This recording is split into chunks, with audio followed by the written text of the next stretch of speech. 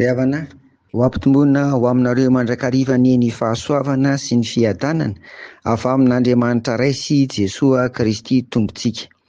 Andeha hiaraka hivavaka isika. Misaotra anao izay ry Tompo Rainay izay any an-danitra ho, fa nomenao andro vaovao, nomenao herinandro vaovao. Misaotra ny amin'ny tombon'androm-pahavelomana mbola omenao satria endriky ny fitiavanao izany. De rasaotra hahatsara voninahitra natolotra anao amin'ny anaran'i Jesoa.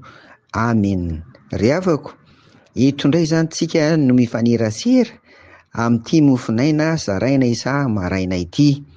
Amin'ity herinandro ity de manasa anao ry havako mba hamaky hiaraka amiko na koa tsy maninona omany fa dia ny petera voalohany toko 2 manomboka amin'ny andininy 7 ka hatramin'ny andininy 9 no vavahantsika andraisana hatrany ny mofinaina miorina ary mifototra amin'ilay loha hevitra antsika mandritra ny septambra manao hoe miorina amin'ny finoana ny tompon-dia vakiana ry havana.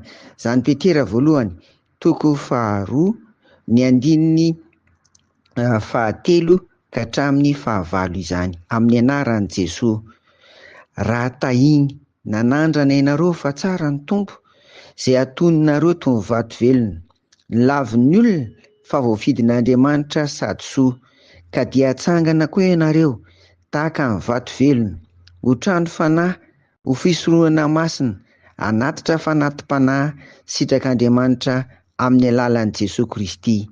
Fa misy teny ao amin'ny soratra masina manao hoe indro mametraka fehizoro ao zionao dia vato voafidy sady tsara ary izay mino azy tsy ho menatra.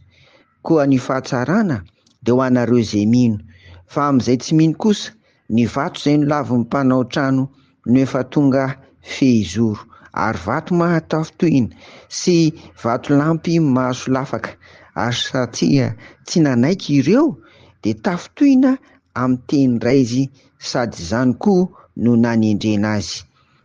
Amen. Ray masina ho manamasinanay amin'ny fahamarinana, ny teninao no fahamarinana. Ry havako, io zany no diniantsika sy vavahantsika amin'ity herinandro ity, ka dia manentana anao mba efa hamaky mialohan'izany. Andeha hiaraka hivavaka isika. Misaotra anao ary izay Tompo ny amin'ny fitiavanao, ka amokisanao ny fiainanay amin'ny anim-panahy isan'andro. Apetrakay aminao manontolo ny fiainanay amin'ny anaran'i Jesoa. Dia ho aminao ny fiadanan'ny Tompo. Amen.